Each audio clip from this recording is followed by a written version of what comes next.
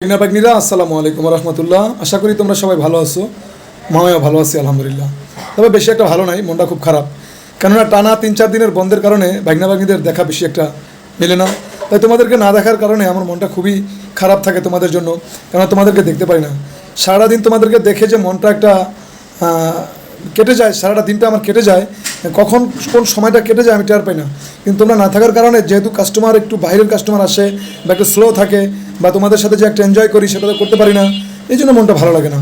তারপরেও তোমাদের কাছে আমার একটি পরামর্শ হলো বাকিনা, এই যে বর্তমান প্রেক্ষাপটে বাংলাদেশ সরকার এবং শিক্ষামন্ত্রী যে উদ্যোগ নিয়েছে যে টানা বন্ধ, ক্লাস বন্ধ, অনলাইনে ক্লাস, এই বিষয় নিয়ে তোমাদের একটু মতামত জানতে চাই বাকিনা।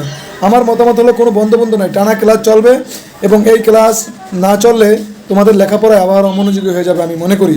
তো আমার দাবি হলো যে ক্লাস ধারাবাহিক চলবে, অন্যভাবে বিদ্যুৎ সাশ্রয়ী করা যায়, তেল সাশ্রয়ী করা যায়, সেটা করা যায়। কিভাবে করা যায় এবং কিভাবে হলে ভালো হয় তোমাদের কাছে পরামর্শ চাচ্ছি। ঠিক আছে বাগনিরা, আসসালামু আলাইকুম রহমতুল্লাহ।